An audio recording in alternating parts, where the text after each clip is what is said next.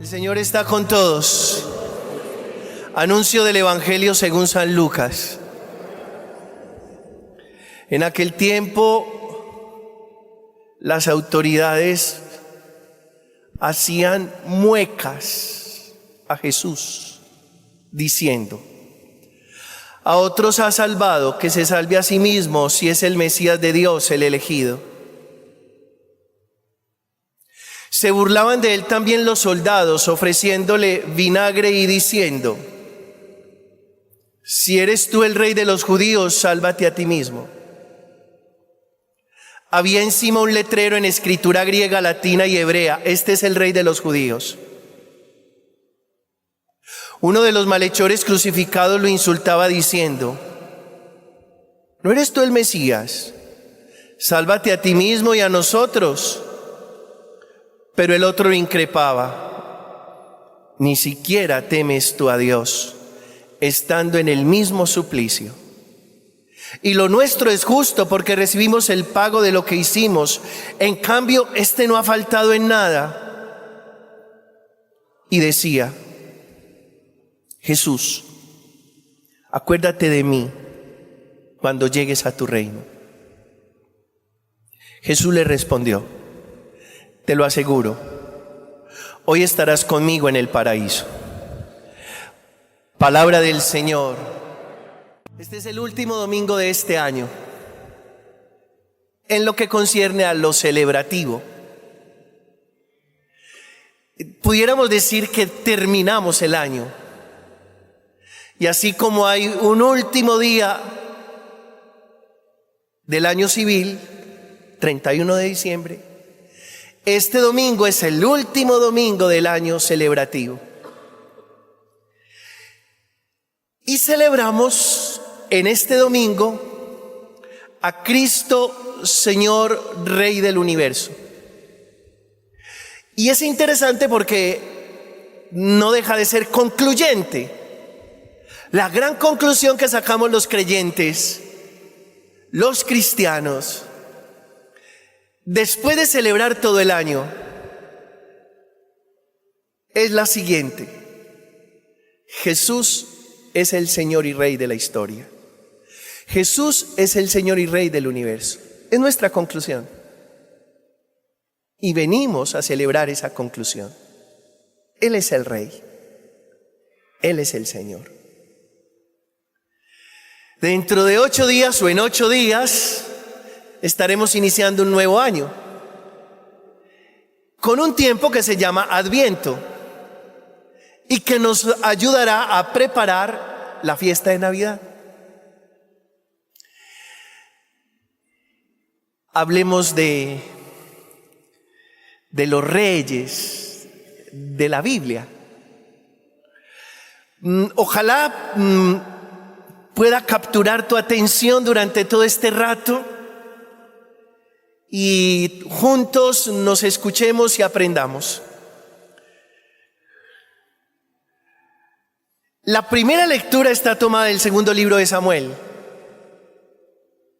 Samuel, hijo de una señora llamada Ana, que le imploraba a Dios con lágrimas en los ojos que le diera un hijo. Hasta que por fin quedó en embarazo y le prometió a Dios que el niño sería consagrado a él. Un nazareo se llama, los consagrados. Y así sucedió.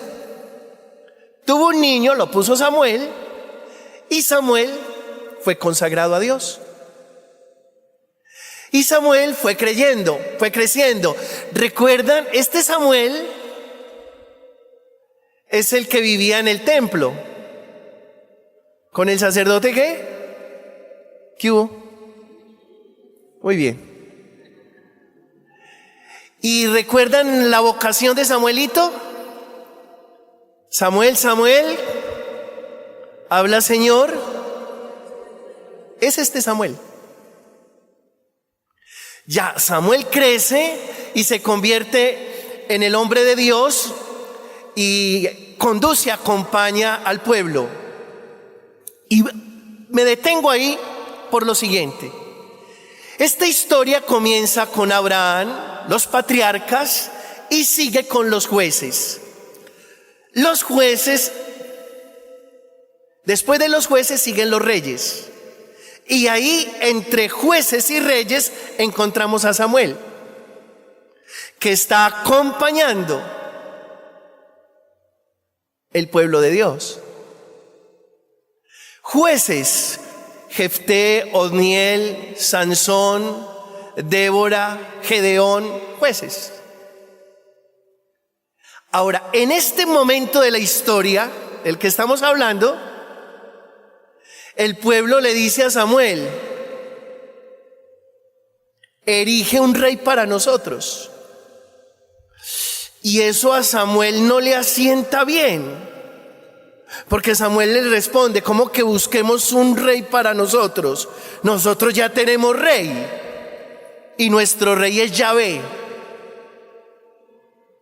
Y el pueblo le dice: no, queremos un rey. Es que los otros pueblos también tienen su rey, y nosotros no queremos ser los de menos, nosotros queremos un rey. Y ahí me detengo, hermanos, para que construyamos juntos el primer punto de reflexión. Construyámoslo juntos. Nosotros tenemos rey, Dios. ¿Y por qué carajos nos buscamos otros reyes?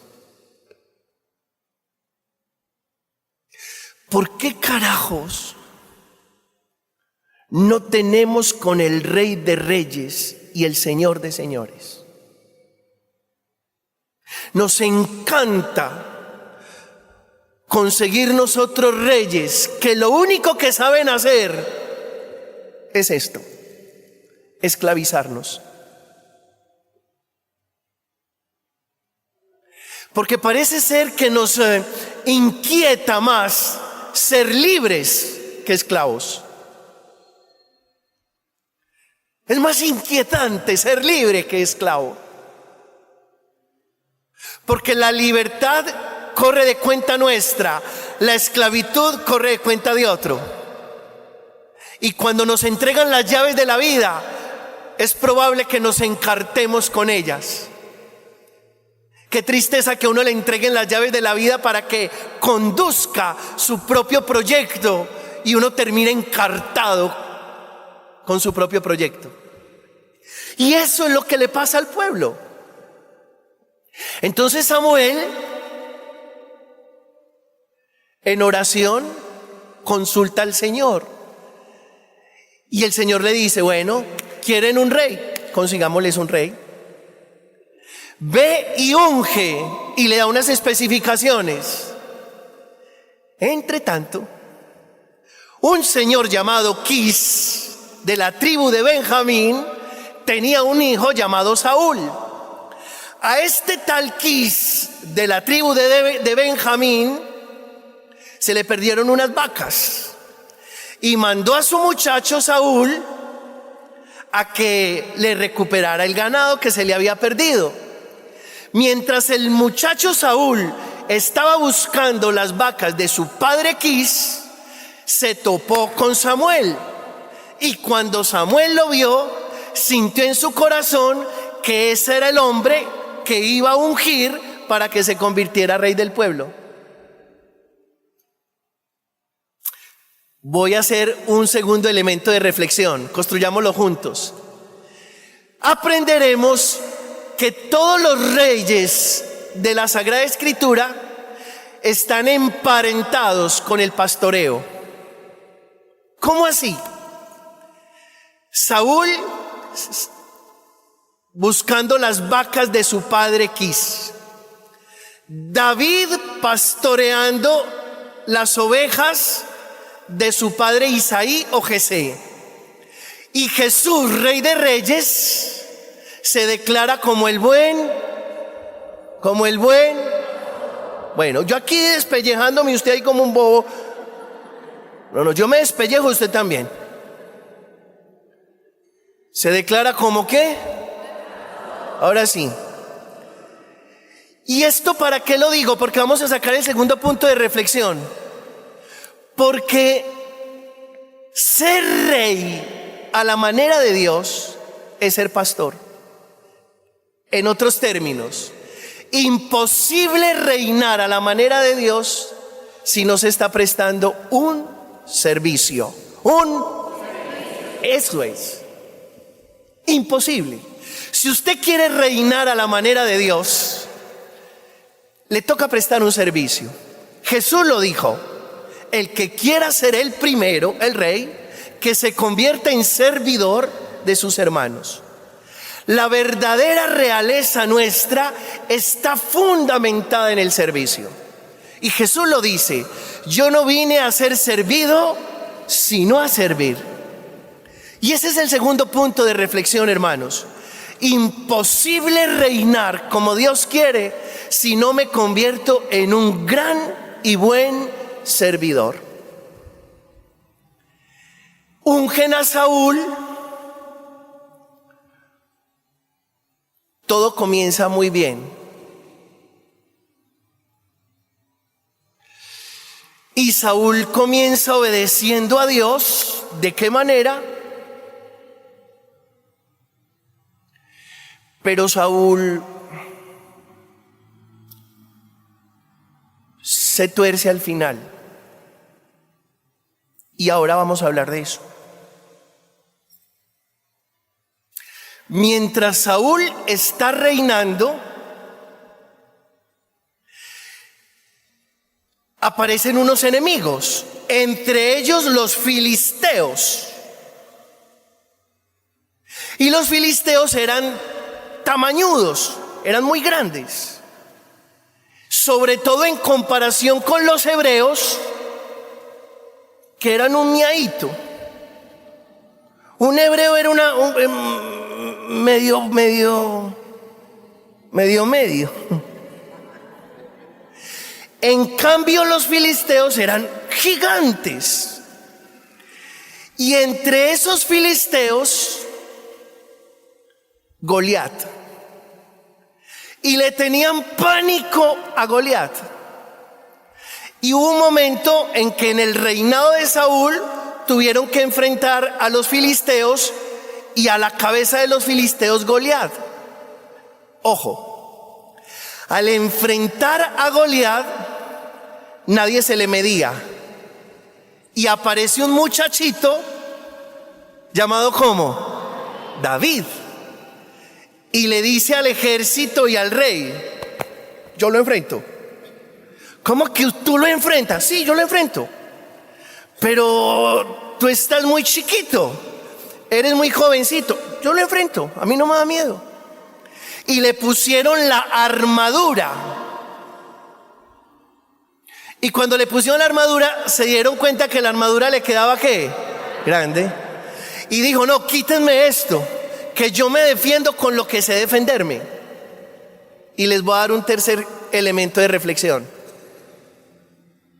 Haga lo que sabe hacer y use sus propias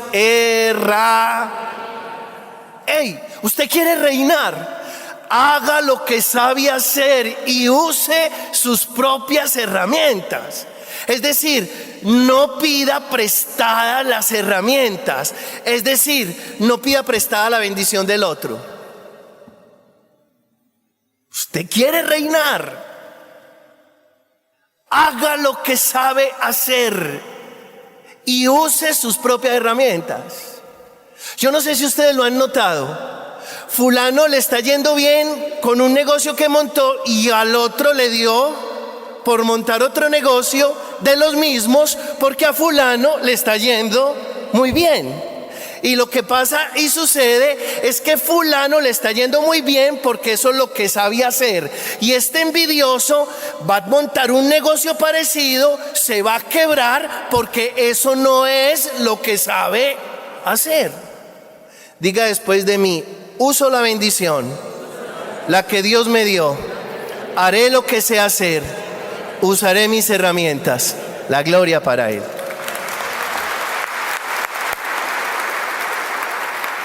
Ya sabemos cómo avanza esta historia, y David, que usaba la honda y llevaba siempre en este caso 5 piedras lisas en su morral o en su zurrón, coge una de las piedras lisas, frun, y baja a Goliat de pinta. Ojo con esto. Eso le dio a David un gran protagonismo en el pueblo. Y cuando llegaron después de esa batalla al pueblo, en la entrada del pueblo estaban las muchachas, las porristas. Y apenas llegó Saúl el rey con su corte y con David, las porristas comenzaron esta arenga. Saúl mató a 1000, David mató a 10,000. Saúl mató a 1000, David mató a 10,000. Y eso le asentó muy mal ¿a quién? Saúl, claro. Desde entonces Saúl le cogió pereza a David y comenzó a acecharlo con la intención de matarlo. Ahora,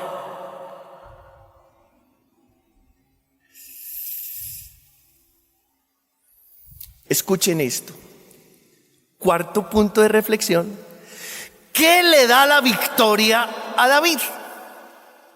3 cosas. Y póngale mucho cuidado a esto, porque son las mismas 3 cosas que le van a dar la victoria a usted en todas sus batallas. ¿Quiénes de ustedes sienten que en el camino de la vida están librando batallas? Todos. Ahora, librar batalla y alcanzar o lograr la victoria es de reyes. Y nosotros por el bautismo somos reyes. 3 cosas le dan la victoria a David. Primera, dice David, antes de enfrentar al gigante, a Goliat: si en otra hora, si en otro momento de mi vida el Señor me libró del león y del oso, ¿cómo no me va a librar hoy de este gigante? Y ojalá que nosotros, cuando estemos enfrentando un problema gigante, podamos decir lo mismo: si el Señor obró en mi vida ayer, estoy convencido que obrará en mi vida hoy. Porque el Dios de ayer es el Dios de hoy y es el Dios de siempre. A Dios no lo han relevado, a Dios no lo han cambiado. Él sigue siendo el mismo. Y si ayer obró en nuestra vida, hoy obrará nuevamente en la nuestra. Segundo, dijo David: esta batalla no es mía, esta batalla es del Señor. ¿Qué dijo David?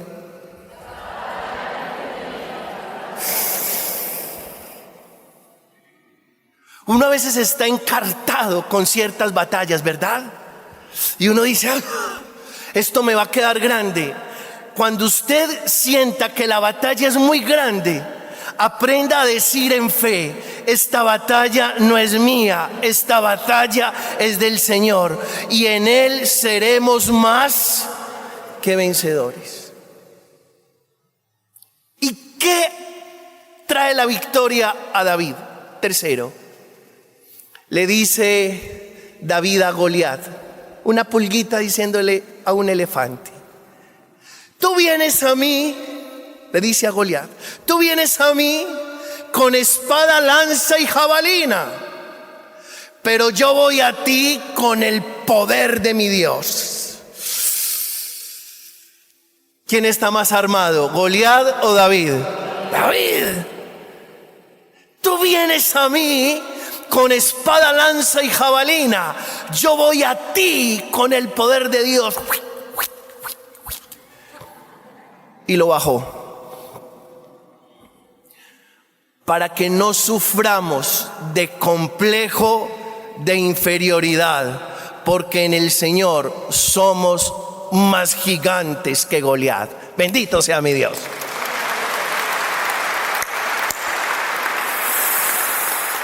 Bien, mientras tanto, Saúl comienza a perder protagonismo. ¿Por qué? Porque Saúl comienza muy bien, pero se enreda en la envidia frente a David, comienza a desviar su ruta, pierde su norte, pierde su claridad, pierde su carácter, pierde la unción. Y ese es el quinto punto de reflexión. ¿Sabía usted que por más ungido que sea, puede perder la unción?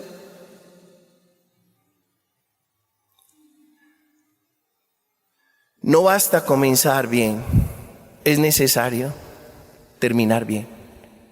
Saúl comenzó bien, pero terminó muy mal.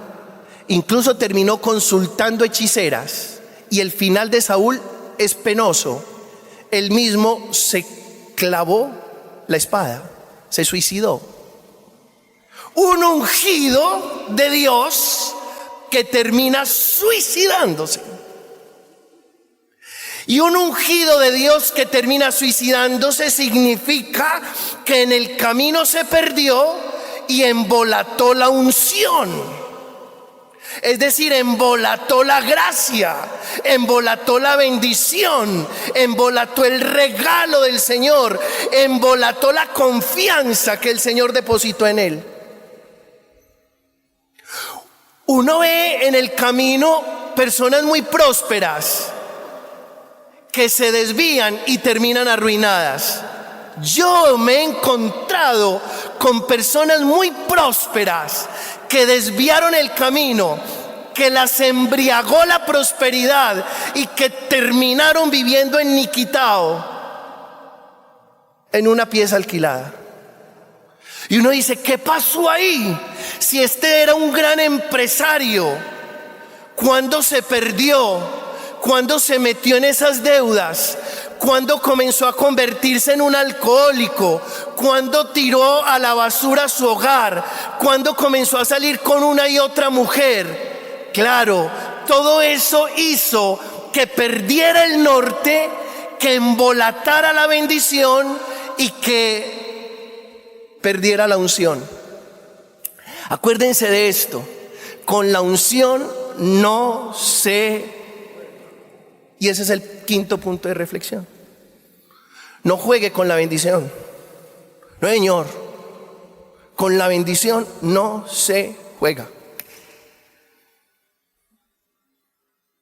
Y esto me da coraje, porque luego esta persona está renegando y hablando mal de Dios, cuando fue él el que fue bendecido inicialmente, pero perdió la bendición porque desvió el camino.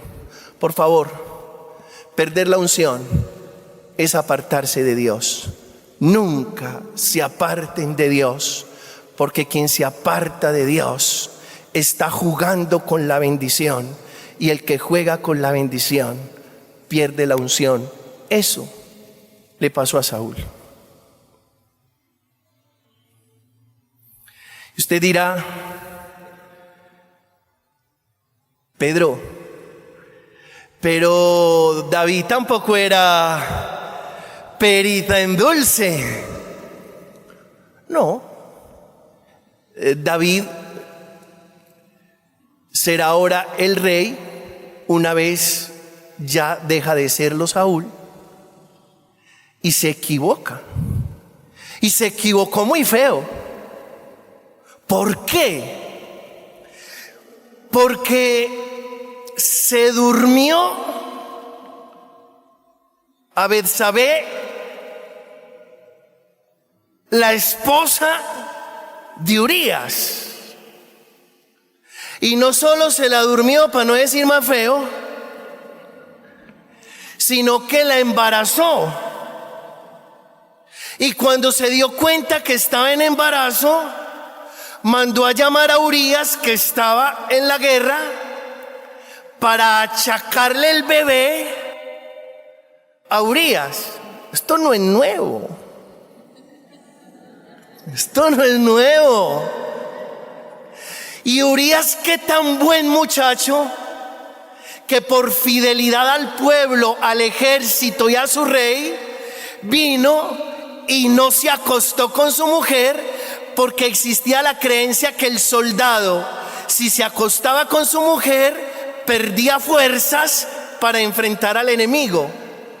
Qué tan leal Urías y qué tan traicionero David.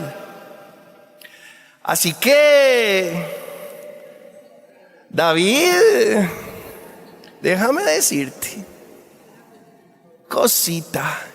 Y apenas vio que Urías no se acostó con su mujer, lo mandó a frente de batalla, donde era más recia la guerra, para que muriera. ¡Pah! Cualquier parecido con la realidad es pura coincidencia.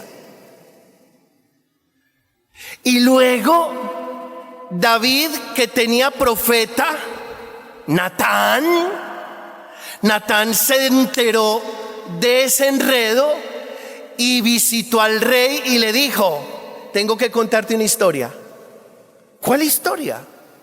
¿Cómo te parece, rey, que aquí entre nosotros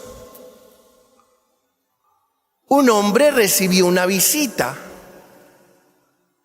Y para darle gusto a la visita, no sacrificó ninguna de sus ovejas teniendo muchas, sino que buscó al vecino que solo tenía una oveja y la sacrificó para darle gusto a la visita. Y el rey David montó en cólera y dijo: me traen ya mismo ese personaje. Y el profeta Natán le dijo: ese personaje eres tú. Porque tú, teniendo tantas mujeres disponibles en el palacio, porque así eran los reyes antiguamente, no nos tocó.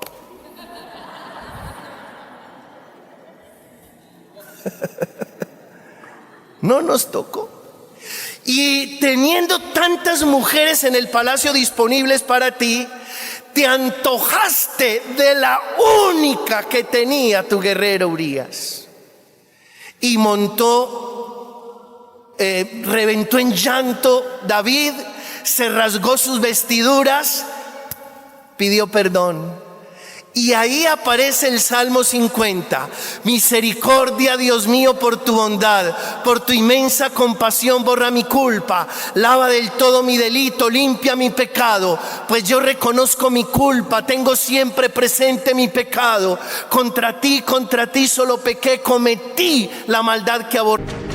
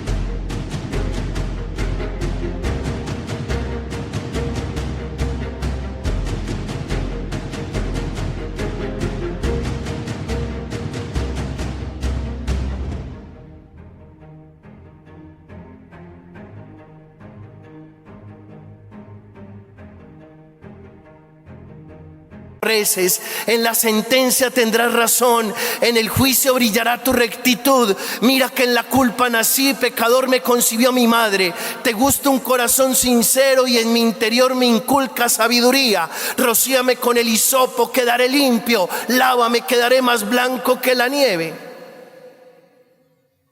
Y ahí está la diferencia entre Saúl y David. Y ese es el sexto punto de reflexión. El problema no es equivocarse. El problema es querer vivir sin Dios. Crean, hermanos, en esto. Todos nos equivocamos. Todos la hemos embarrado de principio a fin, de cabo a rabo. Pero ese no es el problema del rey. Ese no es tu problema, ese no es mi problema. El problema es pretender reinar sin Dios. Y lo interesante de todo esto es que David se equivocó, pero supo pedir perdón. Y el último punto de reflexión, el séptimo, es el siguiente. ¿Dónde está la grandeza del pequeño David? Pues bien, hermanos, la grandeza del pequeño David está en que supo ser rey, pero también supo ser siervo.